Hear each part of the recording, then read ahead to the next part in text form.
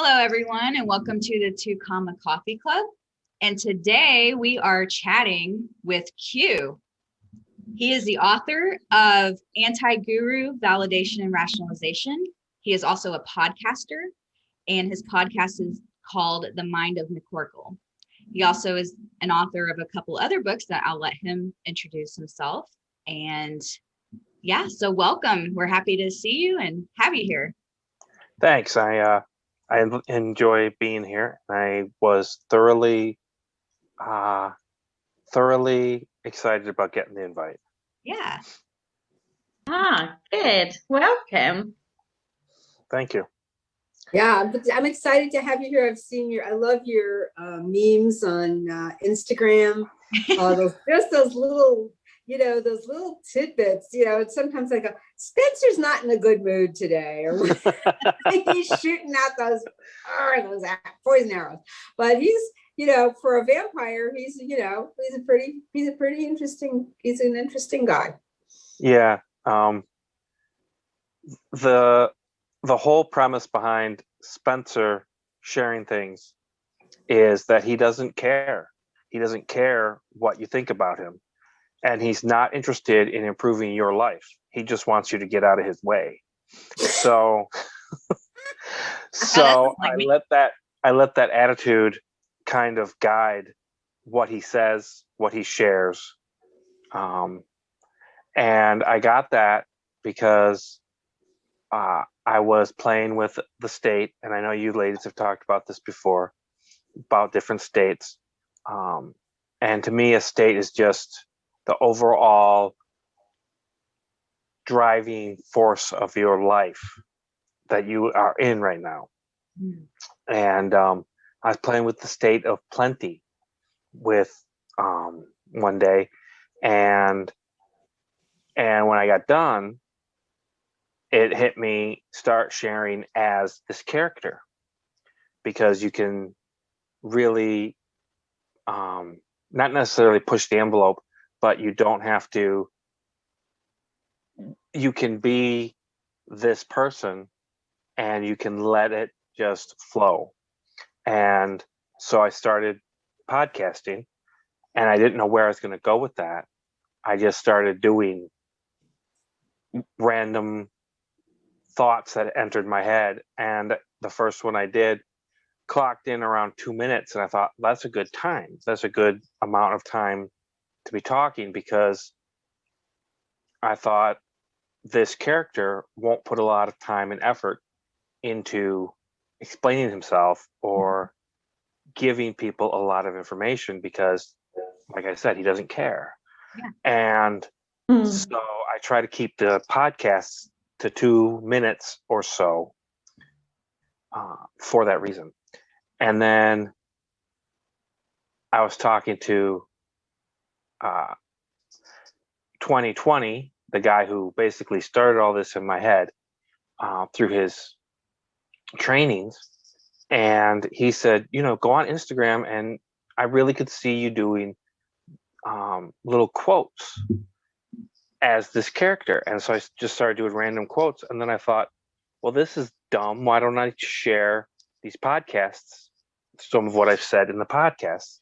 And so that's where I get a lot of those quotes now, that those memes that you were talking about, that you love, those little zingers and stuff, they're directly pulled from what he's already said. And it's a lot of fun to go back. It was a lot of fun to go back and pull those quotes from what he already said. And my wife tells me that it's kind of odd to hear me talk about it, because it's me talking and it's my character, but I say him and he, and it's almost like it's a separate personality. And but it's a lot of fun. Clint, isn't it true with people who create, with fiction writers who create characters, a lot of the times when they sit down, they let those characters speak the dialogue, and the narrative starts to evolve just from letting those characters take over. So from a Neville perspective, and I've heard that many times in reading articles and interviews with fiction writers. And I also, it sounds like from the Neville and 20 perspective too, that you're in the state of McCorkle. It's like attitude of McCorkle, the way we have the attitude of Abdullah. It's attitude. When you said attitude, that kind of sparked me thinking of that. Yeah, it is actually.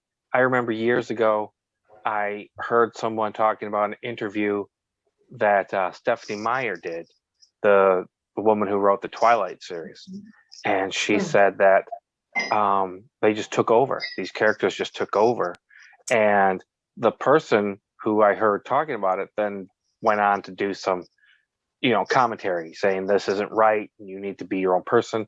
And I thought, this person's never written fiction then, because they've never gotten in the head of a character that had to be written. And that's actually what I did with that book, The Antiguru, Validation and Rationalization.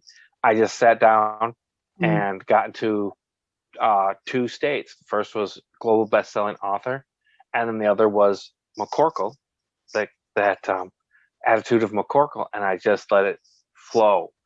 And again, being in the attitude of Spencer, he's going to keep it short. He's going to keep it not so sweet, because again, he doesn't care about if you take his advice or not. He just wants you to stop being in his way and stop acting stupid. And that's his driving force to share with people.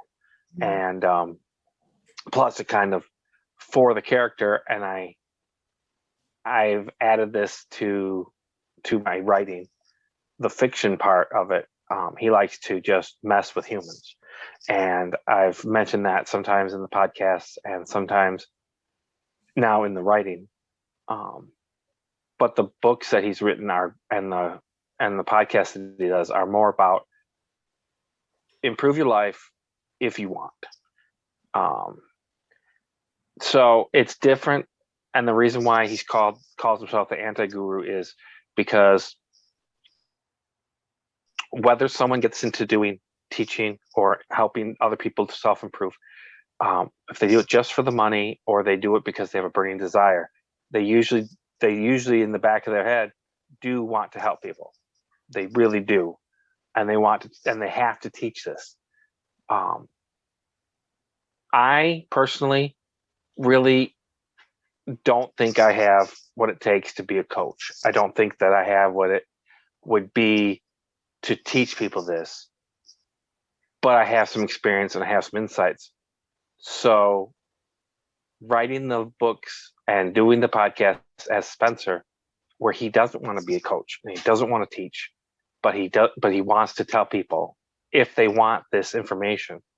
I like that appeal, because then I can get this information out, and yet I'm not feeling pressure to myself to follow up and be the coach, be the one with all the answers, because quite frankly, I don't have them.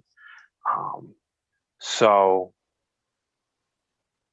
yeah, I mean, that's the motivation behind a lot of what I do, is just to get it out there and let people decide for themselves. Which is a teaching moment without the pressure of being a teacher. Yeah, I guess that would be. When I listened to your episodes of your podcast yesterday, I thought how wonderful it was that they were only 2 minutes long, because I got to listen to lots. And one in particular, it was the episode called Permission. I'm just going to quote you. It says, or McCorkle rather, saying, "What's stopping you from getting the life that you want, from fulfilling that aching need that you feel deep inside? What is stopping you, and what's holding you back?" And then McCorkle goes into this talk about who we blame for the way our life is.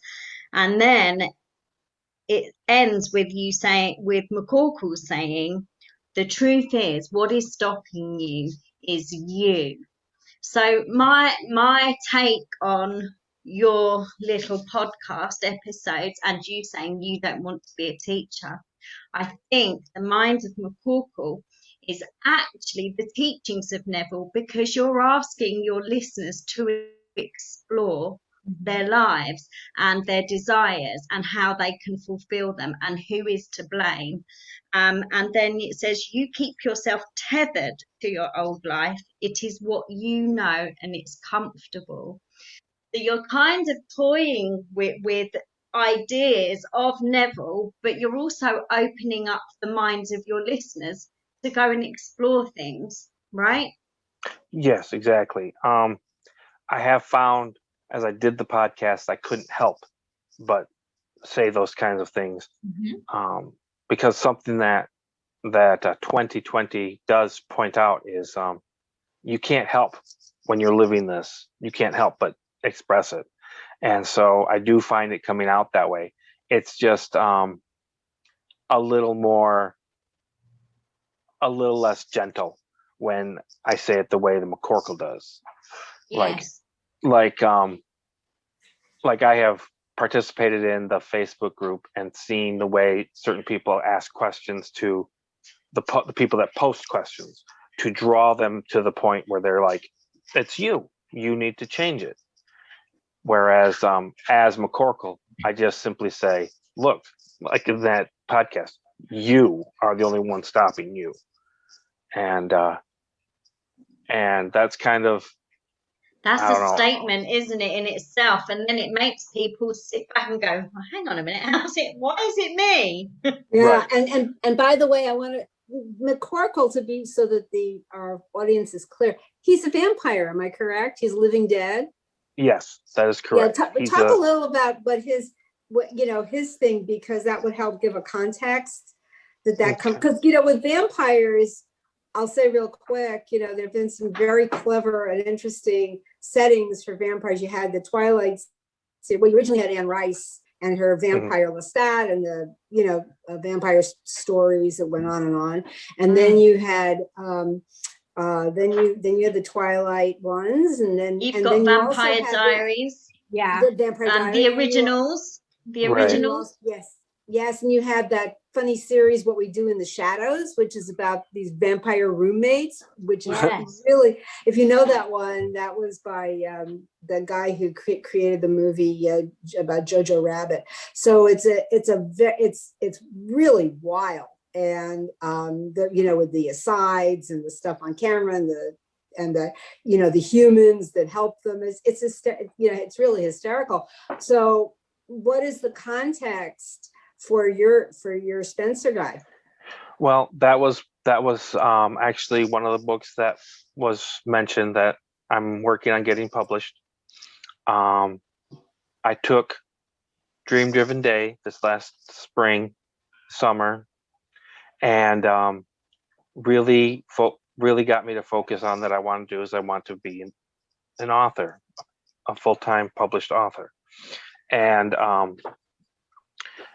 I thought it was to be traditionally published through a publishing house. And I went through, and I'm still going through right now, personally, some health issues right now. And it came to me when I was putting a lot of buns in the oven for being a best-selling author, that just publish it. Just get it out there on Amazon and self-publish it. So I contacted Lene and asked her if she could do the cover for me, because she did the cover for my first book, that Antiguru. And then she asked me to come on here. So it's kind of funny how things work out. And this book about Spencer is the story of how he becomes a vampire and what he does when he first is a vampire. And I got a lot of my inspiration from the mythos of Buffy the Vampire Slayer. Okay, an angel. Yes, an angel. They're possessed by demons. They have, certain things that are classic vampire traits. And Spencer is an oddity. He woke up as a very extremely powerful vampire because a very powerful demon decided to be part of his life, and decided to be in him, but his soul is still intact. So he's constantly, somehow that made him different. And so now he looks at the world and it's a blend. And that's why he wants people out of his way. That's why he cares about people being stupid, because he just can't wrap his mind around the fact that people just live this way, because he can't live this way anymore. And so the book explores how he got to where he is and what he does. And he actually goes after other vampires. And he doesn't do it for any moral reason, like he thinks vampires are bad. He doesn't like them, but he doesn't really think they're bad because he himself likes being a vampire, because he likes the feeling of superiority. But he doesn't like any other vampires having that. He's kind of complicated in that fact. But as it is, he doesn't have a compass to keep him on the straight and narrow, except that he wants to get these vampires. And so the book explores why he hates vampires so much, which goes into how he became one, and then how he goes about getting them. So when you describe him as like on your podcast, the mind of McCorkle is described as thoughts from the demented mind of a barely hinged vampire. Mm-hmm. Why would you call him demented and barely hinged? Especially when he's got the thoughts of Neville in his head. That came about because in the book, when he talks about him, because a lot of the book is done in first person narrative from his perspective. And when he talks about himself, he sometimes has to stop and say, I think this, or the demon thinks this. I'm not quite sure how that works. He says that multiple times throughout the book. And so he's kind of demented because he has dual personalities, and he knows it, vying for control of his mind at all times.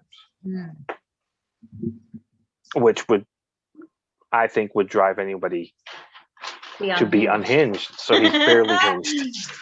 Yeah. So that's the background for McCorkle. And then it's also kind of the split way of us, isn't it, in a way? Because in the quote that I used about your podcast, in the permission podcast, it's about us finding is it comfortable or is it uncomfortable, and that's very we could then be split personalities, because we know what's comfy and what's easy. But in order to fulfill our desires, we've got to break out of the norm. Just like a vampire is out of the norm. You have this it's like a parallel narrative, isn't it? Yeah. Actually, yeah. Now that I come to think of it, yes, it is. Because he had to find his way, and he has to do some things that he'd rather not do, and he does them anyway because they go to the end of what he really wants. Yeah, exactly. That's fascinating. Yeah, it's wonderful because, in another analogy here, maybe it's a little not as direct, but a vampire has, lives forever. They can't die as long as they're getting they can get to suck some blood, and then they get in their coffin at night, and it's a pretty simple life, and it's just endless, right? So that, in a way, is symbolic of the fact that within us is the I am state, which does not die. Yeah, it's absolutely. The infinite, eternal state. So there really is, that correlation there. So that and with you combining that with the Neville teachings makes that, kind of, it gets that in there, even though maybe isn't the most obvious thing you'd be thinking about, but it's a connection for sure. Yeah. I think I read somewhere that good fiction in any medium makes you think in ways that you weren't expect it to think. Yeah. Because it gets that message in. Well, it's definitely the mind of McCorkle, isn't it? And doesn't Neville talk about fiction not actually being fiction? Yes. And I had to reconcile that. Yeah. Before I could actually, I reconciled. That was part of my triple D, Dream Driven Day experience, was reconciling the fact that I can write this fictional book even though there is no fiction. Yeah. Because it was baking my noodle for a long time and not letting me move forward with it, because I was like, well, do I really want to have this guy in the world? But the more I explore through the mind of McCorkle, the more I'm like, well, he's just, there probably is someone that has this kind of attitude, like, get out of my way. And so and that doesn't speak to that person and let them learn about themselves through that, right, versus just taking a class, so I think that's so cool, like how you were saying that you never went in with the intention of being a teacher. That didn't feel right for you, but as you see, because your true desire is to express that through this, which then teaches. And so it's so awesome, and it just shows that regardless of the path, you're doing something and fulfilling something. And that's kind of like our little, our 2 Comma Coffee Club. I wanted to be a coach. I wanted to be a mentor, and like doing things by myself wasn't really feeling or panning out the way I was thinking it would. Right. And then this came about, and this is where I feel free to express myself. And through that, people learn. And so I don't have to put that pressure on myself. That's how it's expressed. And I just think that's so awesome through something so unique like you're doing and writing on, that you're still able to do that through your fictional writing. Yeah, thank you. And I get excited about writing these little tiny books as McCorkle. That third book, the one that you were talking about at the beginning, is The Mind of McCorkle, and it's the Antiguru bargaining. And it's going to be about how we all, that so many people say, if I do this, then they will do that for me, or will change their actions to match what I just did, and how that sets us up for frustration and failure, because people have their own agendas, their own free will. Yeah. And just because you act a certain way doesn't mean that they will act that way. Anyone who has kids should know that. Yeah. Believe me. No guarantees. Yeah. No guarantees. Right. But it will be done in Spencer's style, where he's going to put it in your face and be like, listen, this is how it is. And if you don't recognize that, then you're just setting yourself up, and basically you're being stupid. And that's another thing. Vampires actually compel humans, don't they? So that they have what they want. Depending on the mythos. Yes. Or they can be very charming, or just overpower them. Exactly. But he doesn't feel the need to do that, because his entire focus is on getting other vampires. So to him, people are just obstacles. They're just in the way. And so if you stop acting this way, it makes it easier for him. Right. Sounds like my life. Stop doing that, I could focus. Yeah. Right. Yeah. If my power could just come on, I can do things. Exactly. We'll find your on switch. It's fine. Yeah. Right. It was so much easier, but that's really cool, and the more he appears, the more people start to get curious about who is this guy, and what is he really saying, and why is he saying it, and where does this all lead, Right. So when's your next book due out? As soon as possible. I have the fiction book Hunter Vampire. I have it formatted and ready to go.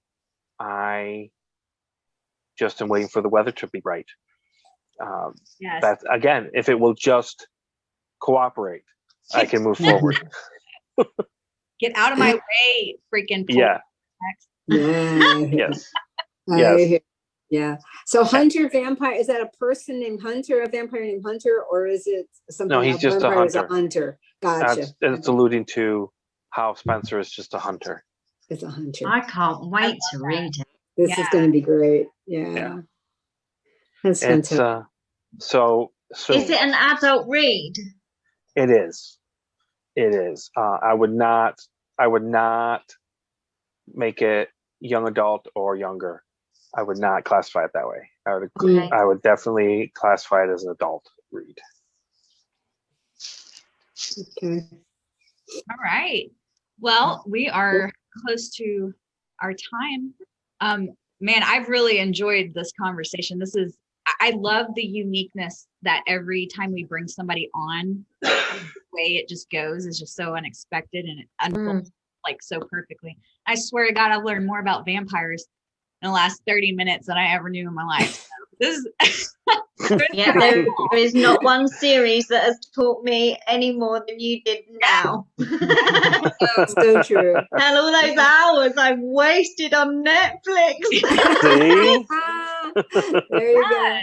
So thank I you love vampires. for joining us. Yeah. And Thank you for having me. do what?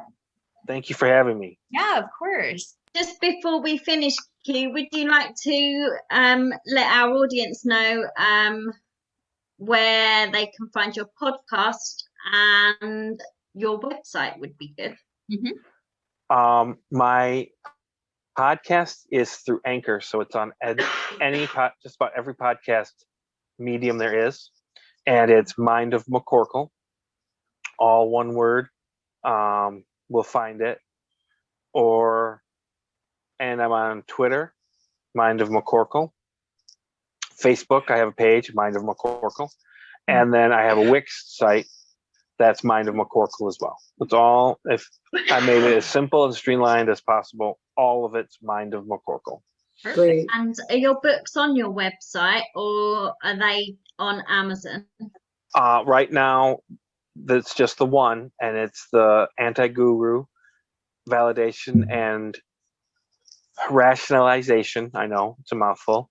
And that is exclusively on Amazon right now. Okay. I am going to look into launching it into other electronic and print on demand formats, but right now it's just Amazon, and that will also be where the Hunter Vampire will find itself. Okay, cool. All right. Wow, can't wait to read the next book. We'll link everything in the comments so that people can go and visit those places and start interacting with you and reading your good stuff. All right, thanks. All right, and join us on YouTube, and we have an Instagram and a TikTok, and it's all called 2 Coffee Club. You can also reach us by email at 2coffeeclub@gmail.com. So thank you for joining us, and we will chat with y'all later. Thanks, Q. Bye. Bye. Everybody. Thank you. Thank Bye. you.